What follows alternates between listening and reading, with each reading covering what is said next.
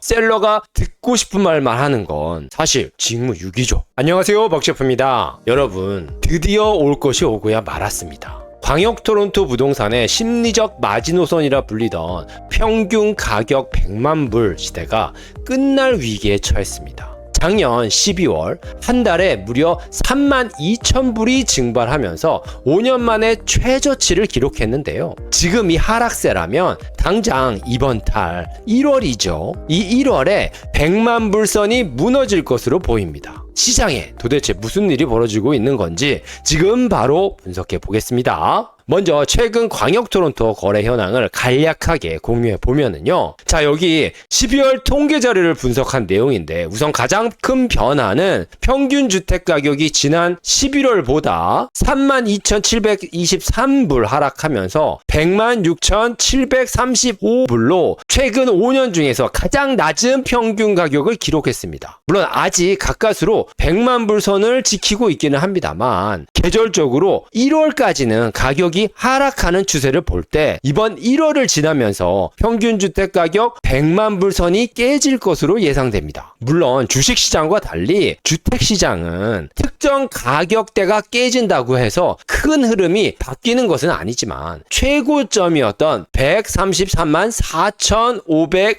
4,544불에서 30만 불 이상 평균 주택 가격이 하락해서 100만 불대 밑으로 내려간다는 건 시사하는 바가 크겠죠. 더군다나 평균 주택 가격이 25% 정도 하락했으니까 이거 간단하게만 말하면 웬만한 다운페이 금액이 날아가 버린 것처럼 되니까요. 자, 그래서 이 그래프에 보시면 2022년 고점에서 뚝 떨어졌다가 오르고 내리고를 반복하다가 결국 100만 불대에 다가와 있는 것을 확인할 수 있습니다. 자, 그리고 이 아티클에 보시면 토론토 리얼 이스테이트 세일즈 25 years low inventory sets new record라고 토론토 부동산 판매가 25년 최저 재고 매물은 최고 기록을 나타내고 있다고 말하고 있죠. 물론 이 아티클 같은 경우는 better dwelling이라고 주택 시장을 부정적으로 많이 언급하는 그런 성향의 매체인 건 맞습니다만 그렇다고 치더라도 숫자를 속일 수는 없죠. 그래서 거래량은 과거 25년 중 가장 낮은 수준을 보이면서 겨울 비수기 영향을 일부 받았지만 역사적 저점을 기록했다는 것을 확인할 수 있고요. 그리고 가격은 2021년 초 수준까지 가격 조정이 진행됐지만 팬데믹 상승분을 완전히 없앴다고는 할 수 없죠. 자, 그리고 그 다음 특이점으로는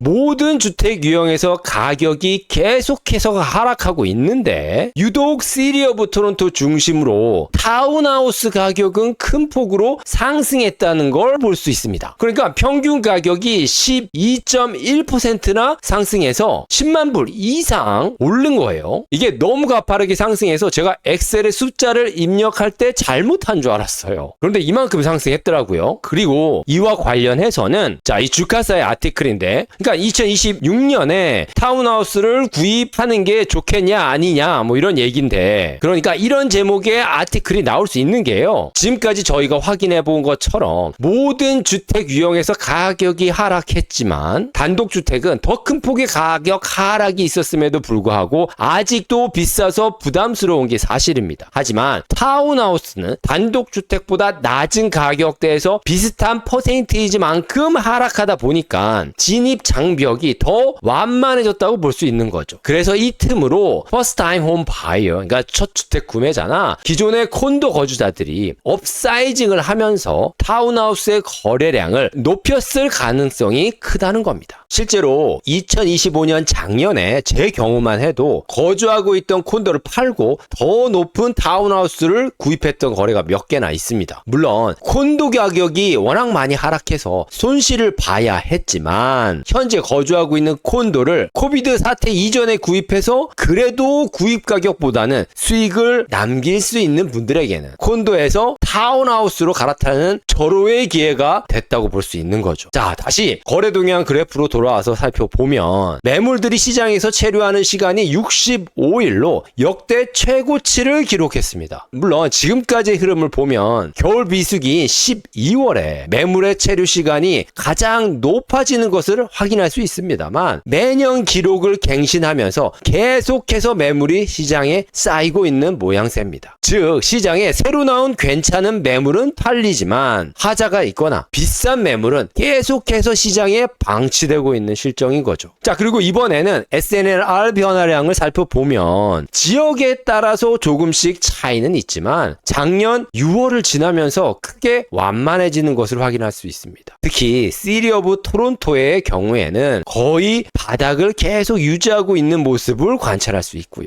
아직 하락세가 끝난 건 아니지만 토론토 중심에서부터 바닥을 다지고 있는 건 보입니다. 자, 지금까지 최근에 업데이트된 광역 토론토 부동산 현황을 간략하게 살펴보았는데요. 그럼 2026년 올해 광역 토론토 주택 시장은 어떻게 진행될까요? 우선 여기 BNN 블룸버그 아티클에 보면 It's going to get worse in Ontario라고 해서 온타리오가 더 악화될 거라고 말하고 있죠. 그래서 이 아티클을 요약해 보면 먼저 온타리오주가 지난 2년간 집값이 이미 크게 떨어졌다는 걸 지적하면서 2026년도에도 추가적인 가격 하락이 이어질 것이라고 전망하고 있습니다. 특히 토론토와 밴쿠버 같은 고가 시장은 향후 더 약세를 보일 가능성이 있다고 분석하고 있고요. 그리고 이와 같은 주택 가격 하락 지속의 근거로 높은 재고, 상대적으로 낮은 수요, 그리고 경기 성장의 둔화 등과 같은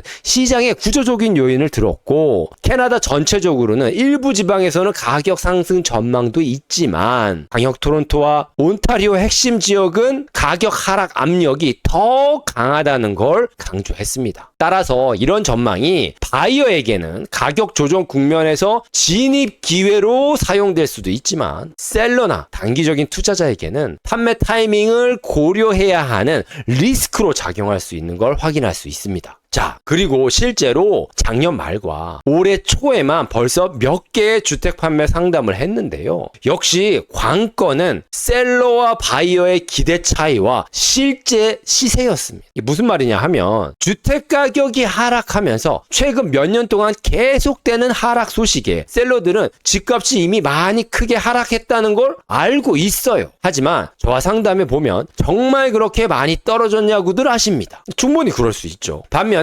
바이어들은 아니 그동안 그렇게 많이 떨어졌다면서 아직도 이렇게 비싸냐고 하시죠. 그러니까 셀러의 기대치는 이 위에 있고 바이어의 기대치는 이 아래에 있는 거죠. 그리고 셀러 리얼터의 기대치는 좀 더 밑에 있겠죠. 셀러보다는. 그리고 바이어 리얼터의 기대치는 바이어보다는 조금 위에 있을 거고요. 그러니까 결국 양쪽의 기대치가 이 범위까지는 내려와야지 이 사이에서 협상을 하면서 가격이 결정돼서 판매가 되겠죠. 그런데 많은 셀러분들은 높은 가격을 제시하는 리얼터들을 좋아합니다. 당연하죠. 그런데 문제는 현실이 그렇게 제시한 가격에는 팔 수가 없다는 겁니다. 저 역시 높은 가격으로 셀러가 원하는 가격으로 팔 수 있다고 말하면서 그 리스팅 계약을 셀러분과 하면 좋죠. 하지만 통계 자료와 실제 거래를 통해서 명백하게 알고 있는데 셀러분 듣기 좋으라고 높은 가격에 팔 수 있다고 말할 수는 없잖아요. 왜냐하면 지금과 같이 아직도 하락하고 있는 주택에서 해당 매물을 팔기 위해서 시장에 내놓고 안 팔려서 시장에 나와 있는 시간이 길어지면 질수록 집 가치는 떨어지는데 집을 안 팔아도 되면 좋지만 꼭 팔아야 하는 상황이라면 결국은 셀러가 더 손해를 보면서 팔게 되겠죠. 그래서 매물을 처음에 시장에 내놓을 때 그 리스팅 프라이스를 최대한 다양한 시장 조사를 통해서 명확하게 정확하게 정해서 시장의 포지셔닝을 딱 해야지 최대한 빠른 시간 안에 팔리는 겁니다. 그래야 손실이 적겠죠. 이걸 다 알면서 셀러가 듣고 싶은 말만 하는 건 사실 직무유기죠. 자, 마지막으로 이번에는 금리에 대한 소식인데요. 여기 보시면 BOC, Bank of Canada to hold steady in 2026, start hiking again next year라고 이제 RBC의 보고서인데, 그러니까 캐나다 중앙은행은 2026년 금리를 유지하다가 2027년에 금리 인상을 시작할 전망이라는 거죠. 그래서 이 아티클은 조금 더 자세히 살펴보면은요. 자, RBC은행은 캐나다 은행이 2026년 한 해 동안 기준금리를 현재 수준인 2.25%로 유지할 것으로 본다고 예상했습니다. 그러니까 추가적인 금리 인하는 없을 것으로 전망하면서 다음 금리 변화는 오히려 인상 쪽 가능성이 더 높다고 말하고 있습니다. 그리고 왜 금리 인상 가능성이 생겼냐는 질문에는 중앙은행이 이미 시장 예상대로 2.25%에서 금리를 멈췄다면서, 여기 보시면 우리는 뱅크 오브 캐나다가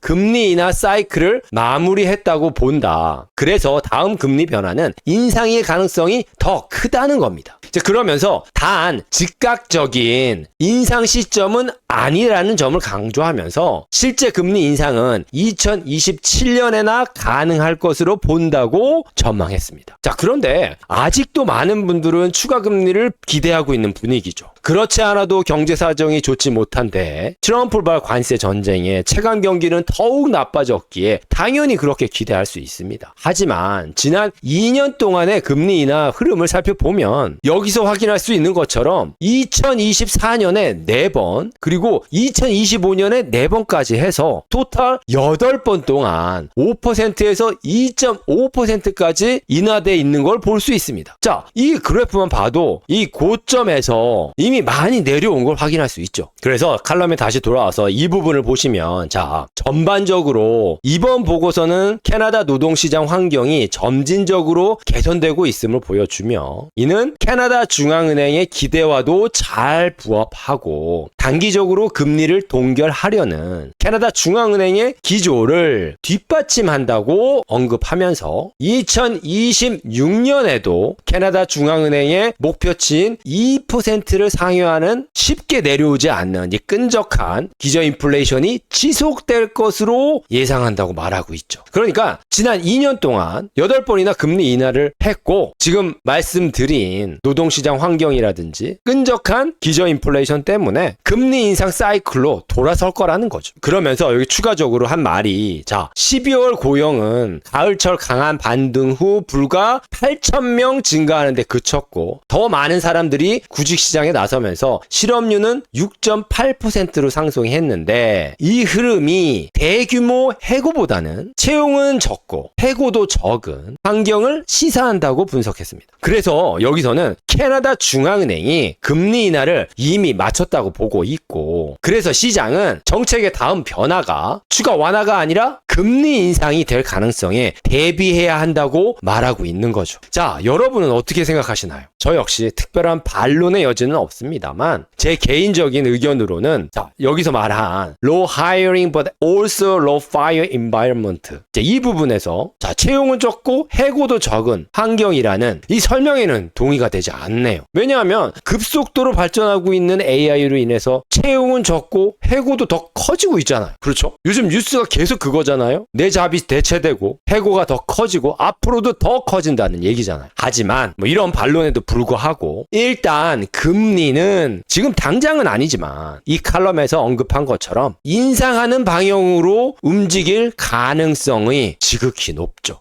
뭐 지금 돈도 풀리고 있는데 인플레이션 고려해야겠죠. 자, 그래서 지금의 주택시장이 바닥에 도달한 듯한 모습은 보입니다만 큰 폭은 아니더라도 소폭의 추가 하락 가능성을 열어두어야 할 것으로 보이고, 설령 상승하더라도 아주 천천히 회복되는 양상을 보이지 않을까 조심스럽게 예상해 봅니다. 2026년 1월 현재의 시각으로는 말입니다. 네, 오늘은 이까지만 하겠습니다. 지금까지의 영상이 도움이 되셨다면 좋아요, 구독, 알람 버튼 부탁드립니다. 지금까지 박 셰프였습니다. 감사합니다.